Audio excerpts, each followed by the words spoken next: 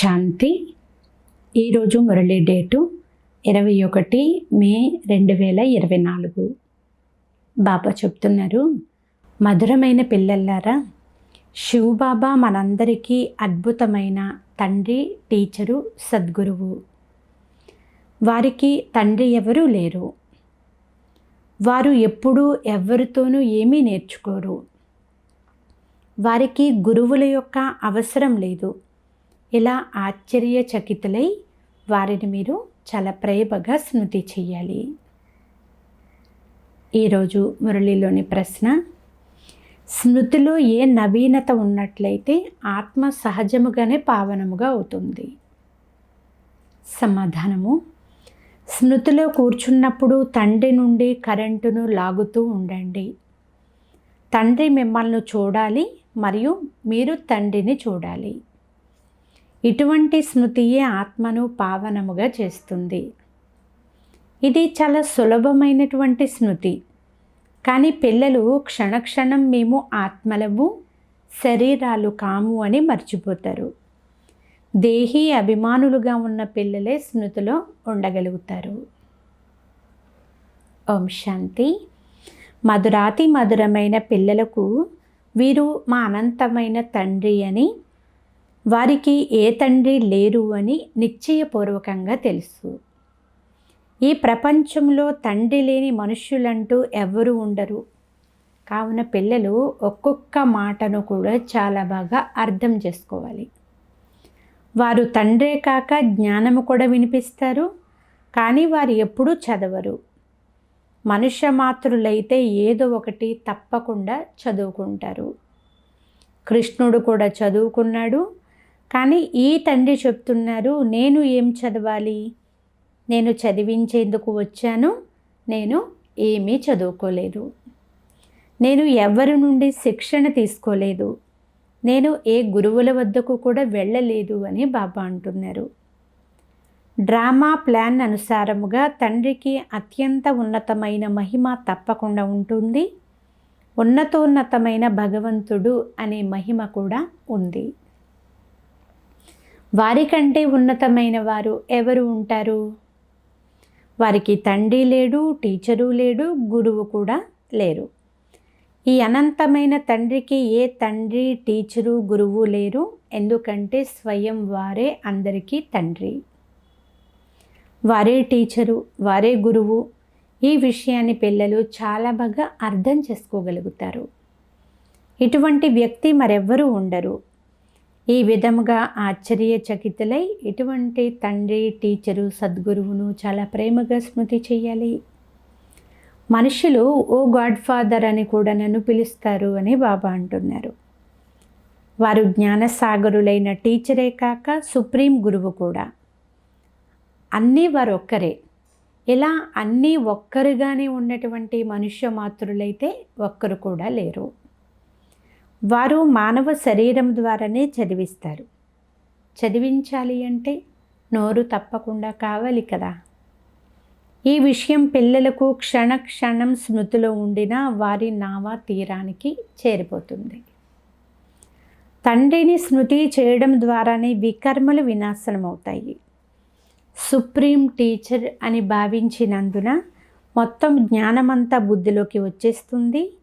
వారు సద్గురువు కూడా అయ్యారు. మనకు యోగం నేర్పిస్తున్నారు. ఆ ఒక్కరితోనే యోగమును జోడించాలి. సర్వాత్మలకు తండ్రి వారొక్కరే. నన్ను ఒక్కరినే స్మృతి చేయండి అని వారు సర్వాత్మలకు చెప్తున్నారు. ఆత్మయే అన్ని పనులు చేస్తుంది. ఈ శరీరం అనే కారును నడిపేది ఆత్మయే. శరీరాన్ని రథము అనండి, లేక మరేదైనా అనండి, కానీ నడిపేది ముఖ్యమైన ఆత్మయే. సర్వాత్మలకు తండ్రి ఒక్కరే. మనమంతా సోదరులమని నోటితో అంటూనే ఉంటారు. ఒకే తండ్రి పిల్లలైన మనమంతా సోదరులమే. కానీ ఎప్పుడైతే ప్రజాపిత బ్రహ్మ యొక్క శరీరంలోకి ప్రవేశం చేశారో అప్పటి నుండి మనం సోదరీ సోదరులుగా అవ్వవలసి వస్తుంది. సోదరీ సోదరులుగా అవుతారు కదా. సోదరునికి సోదరితో ఎప్పుడూ కూడా వివాహం జరగదు. కావున వీరంతా ప్రజాపిత బ్రహ్మ కుమారీలుగా అయ్యారు. అందువలన సోదరులుగా భావించినప్పుడు తండ్రికి అత్యంత ప్రియమైనటువంటి పిల్లలుగా మరియు ఈశ్వరీయ సాంప్రదాయానికి చెందిన వారిగా అయిపోయారు. మేము నేరుగా ఈశ్వరీయ సాంప్రదాయానికి చెందిన వారము అని మీరు అందరికీ చెప్తారు. ఈశ్వరుడైన తండ్రి ఇప్పుడు మనకు అన్నీ నేర్పిస్తున్నారు. వారైతే ఎవరి వద్ద నేర్చుకోలేదు, నేర్చుకోవలసిన అవసరం కూడా లేదు. వారు సదా సంపూర్ణులు. వారి కళలు అయితే అసలు ఎప్పుడూ తగ్గిపోవు. మిగిలిన వారందరి కళలు తగ్గిపోతాయి. మనం శివబాబాను చాలా మహిమ చేస్తాము. శివబాబా అని అనడం చాలా సులభము. ఆ తండ్రే పతిత పావనులు. కేవలం ఈశ్వరుడు అన్నందున అంత బాగా శోభించదు.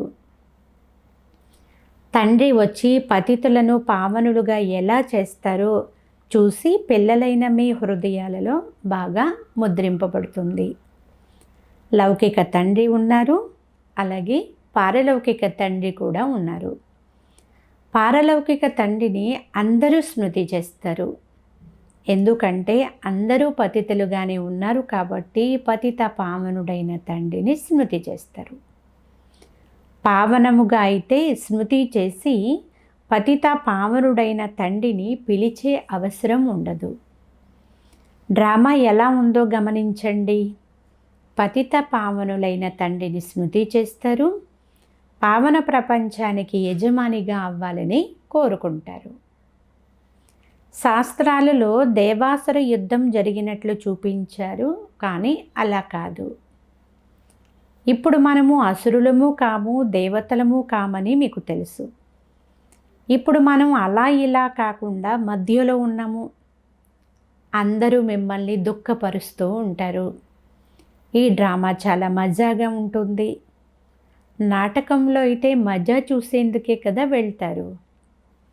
అవన్నీ పరిమితమైనటువంటి డ్రామాలు, అంటే హద్దు డ్రామాలు.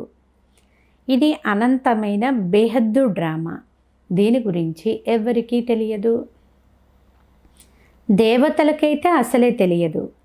ఇప్పుడు మీరు కలియుగం నుండి బయటకు వచ్చేసారు. స్వయం ఎవరైతే అర్థం చేసుకుని ఉంటారో వారే కదా ఇతరులకు కూడా అర్థం చేయించగలుగుతారు. ఒక్కసారి డ్రామా చూస్తే మొత్తం డ్రామా అంతా కూడా బుద్ధిలోకి వచ్చేస్తుంది. ఇది మనుష్య సృష్టి రూపీ వృక్షము అని, దీని బీజము పైన ఉంటుంది అని బాబా మనకు అర్థం చేయించారు. ఇది మనుష్య సృష్టి రూపీ వృక్షము అని, దీని బీజమైతే తప్పకుండా పైనే కదా ఉంటుంది. విరాట రూపము అని అంటారు కదా. తండ్రి కూర్చుని పిల్లలైన మీకు అర్థం చేయిస్తారు. ఎందుకంటే మనుషులకు ఈ విషయాలేమీ తెలియవు. శివబాబా ఎవరితోనైనా భాష నేర్చుకుని ఉంటారా? వారికి టీచరే లేకుంటే వారు ఏ భాష నేర్చుకుని ఉంటారు? కనుక ఏ రథంలో ప్రవేశిస్తారో వారి భాషనే ఉపయోగించుకుంటారు. వారికి వారి సొంత భాష అంటూ ఏదీ లేనే లేదు. వారు స్వయం ఏమీ చదవరు, ఏమీ నేర్చుకోరు. వారికి టీచర్ కూడా ఎవ్వరూ లేనే లేరు. కృష్ణుడైతే నేర్చుకుంటాడు. అతనికి తల్లి, తండ్రి, టీచరు ఉన్నారు. అతనికి గురువుల యొక్క అవసరమే లేదు. ఎందుకంటే అతనికి సద్గతి లభించింది. ఇది కూడా మీకు తెలుసు. బ్రాహ్మణులైన మీరు అందరికంటే ఉన్నతులు. ఇది మీరు స్మృతిలో ఉంచుకోండి. మనల్ని చదివించేవారు తండ్రి. ఇప్పుడు మనమంతా బ్రాహ్మణులము. బ్రాహ్మణులు, దేవతలు ఎంత స్పష్టంగా ఉందో చూడండి. కలియుగంలో శూద్రులు ఎప్పటి వరకైతే సంగమ యుగంలో బ్రాహ్మణులుగా అవ్వారో అప్పటి వరకు సతయుగంలో దేవాత్మలుగా అవ్వలేరు. చాలా క్లియర్గా ఉంది కదా. తండ్రికి అన్నీ తెలుసని మొదటి నుండి అంటూనే ఉంటారు. అయితే వారికి ఏం తెలుసు అనేది ఎవరికీ తెలియదు. వారు జ్ఞానసాగరులు. ఈ మొత్తం సృష్టి ఆది మధ్యాంతాల జ్ఞానం వారికి మాత్రమే ఉంది. బీజములో మొత్తం వృక్షం యొక్క జ్ఞానం అంతా ఉంటుంది. అది జడబీజము, మీరేమో చైతన్యము. మీరు మీ వృక్ష జ్ఞానాన్ని అర్థం చేయిస్తారు. ఈ వెరైటీ మనుష్య సృష్టికి నేను బీజమును అని తండ్రి చెప్తున్నారు. అందరూ మనుష్యులే, కానీ రకరకాలైనటువంటి మనుష్యులు ఉన్నారు. ఒక్క ఆత్మ శారీరక రూపురేఖలు రెండవ వారి వలె ఉండవు. ఇరువురు పాత్రధారులు ఒకే రకంగా ఉండరు. ఇది అనంతమైన డ్రామా. మనం మనుష్యులను పాత్రధారులు అని అనము, ఆత్మలు అని అంటాము. వారు మనుష్యులనే పాత్రధారులని భావిస్తారు. ఆత్మలైన మనం పాత్రధారులము అని మీ బుద్ధిలో ఉంది. ఆ మానవులు నృత్యం చేస్తారు, మనుషులైతే కోతులతో నాట్యం చేయిస్తారు కదా. అలాగే ఇక్కడ ఆత్మ ఈ శరీరంతో డ్యాన్సు చేయిస్తుంది, పాత్రను అభినయింపచేస్తుంది. ఇవి చాలా సులభంగా అర్థం చేసుకునే విషయాలు. బేహద్దు తండ్రి తప్పకుండా వస్తారు, వారు రారు అనే మాటే లేదు. శివ జయంతి కూడా జరుగుతుంది. ప్రపంచం ఎప్పుడైతే పరివర్తన చెందవలసి ఉంటుందో అప్పుడు మాత్రమే తండ్రి వస్తారు. భక్తి మార్గంలో కృష్ణుణ్ణి తలుచుకుంటూ ఉంటారు, కానీ కృష్ణుడు ఎలా రాగలడు? కలియుగంలో కానీ సంగమయుగంలో కానీ కృష్ణుని రూపాన్ని ఈ కనులతో మనం చూడలేము. అటువంటప్పుడు అతన్ని భగవంతుడని ఎలా అంటారు? శ్రీకృష్ణుడు అంటే అతడు సత్యయుగంలోని మొట్టమొదటి రాకుమారుడు. అతనికి తండ్రి, టీచరు ఉన్నారు, గురువు యొక్క అవసరమైతే లేదు. ఎందుకంటే అతడు సద్గతిలో ఉంటాడు కదా. స్వర్గమును సద్గతి అని అంటారు. లెక్కాచారం కూడా స్పష్టంగా ఉంది. మనుషులు 84 జన్మలు తీసుకుంటారని పిల్లలు అర్థం చేసుకున్నారు. ఎవరెవరు ఎన్ని జన్మలు తీసుకుంటారో కూడా లెక్క వేస్తారు. దేవతా కుటుంబానికి చెందిన వారు తప్పనిసరిగా మొట్టమొదట వస్తారు. వారే మొదట జన్మలు తీసుకుంటారు. ఒకరు జన్మిస్తే వారు వెనుక ఒకరు తర్వాత ఒకరు నెంబర్ వారీగా వచ్చేస్తారు. ఈ విషయాలన్నీ మీకు తెలుసు కదా. మీలో కూడా కొంతమంది ఆ చదువులో వలె చాలా బాగా అర్థం చేసుకుంటారు. ఇది చాలా సులభమైన చదువు. కేవలం గుప్తమైన కష్టం ఒకటి ఉంది. మీరు తండ్రిని స్మృతి చేస్తారు, కానీ మాయ దానిలో చాలా విఘ్నాలు వేస్తూ ఉంటుంది. ఎందుకంటే మాయ రావణునికి ఈర్ష్య కలుగుతుంది. మీరు రాముణ్ణి స్మృతి చేస్తే నా దాసుడు రాముణ్ణి ఎందుకు స్మృతి చేస్తాడు అని రావణునికి ఈర్ష్య కలుగుతుంది. ఇది కూడా డ్రామాలో మొదటి నుండి నిశ్చయమై ఉంది, కొత్త విషయం కాదు. కల్పం క్రితం కూడా ఏ పాత్రను అభినయించారో అదే పాత్ర మళ్ళీ అభినయిస్తారు. ఇప్పుడు మీరు పురుషార్థం చేస్తూ ఉన్నారు. కల్పక్రితం ఏ పురుషార్థం చేశారో అది ఇప్పుడు మళ్ళీ చేస్తున్నారు. చక్రం తిరుగుతూ ఉంటుంది, ఎప్పుడూ నిలిచిపోదు. సమయం కూడా టిక్ టిక్ అని జరుగుతూ ఉంటుంది. ఇది 5000 సంవత్సరాల డ్రామా అని తండ్రి అర్థం చేయిస్తున్నారు. శాస్త్రాలలో అయితే ఏవేవో రకరకాలైనటువంటి మాటలను రాసేశారు. భక్తి వదలండి అని తండ్రి ఎప్పుడు కూడా చెప్పరు. ఎందుకంటే ఎక్కడా కొనసాగలేక అది కూడా వదిలేస్తే అటు ఇటు కాకుండా దేనికి పనికి రాకుండా అయిపోతారు. అందువలన చాలామంది మనుషులు భక్తి మొదలైనవి చేయని వారు ఉంటారు. ఊరికే అలాగ నడుస్తూ అంటే ఏదో అలా బ్రతుకుతూ ఉంటారు. కొంతమంది ఆ భగవంతుడే అనేక రూపాలలో భూమిపైన ఉన్నారు అని అంటారు. అరే, ఇది అనంతమైన డ్రామా, అనాదిగా తయారైన డ్రామా మళ్ళీ మళ్ళీ రిపీట్ అవుతూనే ఉంటుంది. అందుకే దీనిని అనాది అవినాశి ప్రపంచ నాటకము అని అంటారు. దీనిని పిల్లలైన మీరు మాత్రమే అర్థం చేసుకుంటారు. ఇందులో కూడా కుమారీలేని మీకు చాలా సులభము. మాతలు ఏ మెట్లు అయితే ఎక్కారో అవన్నీ దిగవలసి ఉంటుంది. కుమారీలకైతే ఇక ఏ ఇతర బంధనము లేదు, చింత కూడా లేదు. తండ్రి వారిగా అయిపోవాలి, లౌకిక సంబంధాన్ని మరిచి పారలౌకిక సంబంధాన్ని జోడించాలి. కలియుగంలో ఉండేది దుర్గతియే, డ్రామానుసారముగా క్రిందకి దిగాల్సిందే అని బాబా అంటున్నారు. ఈ సర్వస్వము ఈశ్వరుడిదేనని, వారే యజమాని అని భారతవాసీలు అంటారు. మీరు ఎవరు? మనం ఆత్మలము, మిగిలినదంతా ఈశ్వరునిది. ఈ దేహము మొదలైనవన్నీ పరమాత్మయే మనకు ఇచ్చారు. నోటితో యథార్థముగానే ఈ మాటలు అంటారు, ఇదంతా ఈశ్వరుడే ఇచ్చారు అని. మంచిది. మరి వారు ఇచ్చిన వస్తువులను అపహరించకూడదు. కానీ ఆ మాట మీద కూడా నడవరు. రావణుని యొక్క మతాన్ని అనుసరిస్తూ ఉంటారు. మీరు కేవలం నిమిత్తమేనని తండ్రి తెలియజేస్తున్నారు. కానీ రావణ సాంప్రదాయం అయినందువలన మీరు నిమిత్తముగా ఉండక మిమ్మల్ని మీరు మోసగించుకుంటూ ఉంటారు. నోటితో చెప్పేది ఒకటి, చేసేది మరొకటి. తండ్రి ఇచ్చిన వస్తువులు వారే తీసుకుంటే మీకు దుఃఖం ఎందుకు కలుగుతుంది? మమకారమును నశింపచేసేందుకే ఈ విషయాలు తండ్రి తన పిల్లలకు అర్థం చేయిస్తారు. ఇప్పుడు తండ్రి నేరుగా వచ్చారు. బాబా మమ్మల్ని వెంట తీసుకొని వెళ్ళమని మీరే వారిని పిలిచారు. మేము రావణ రాజ్యంలో చాలా దుఃఖపడుతున్నాము, మీరు వచ్చి మమ్మల్ని పావనంగా తయారు చేయండి అని పిలిచారు. ఎందుకంటే పావనముగా అవ్వకుండా ఇక్కడి నుండి వెళ్ళలేము అని తెలుసుకున్నాము. మమ్మల్ని తీసుకుని వెళ్ళండి అని పిలిచారు. ఎక్కడికి? ఇంటికి తీసుకుని వెళ్ళండి.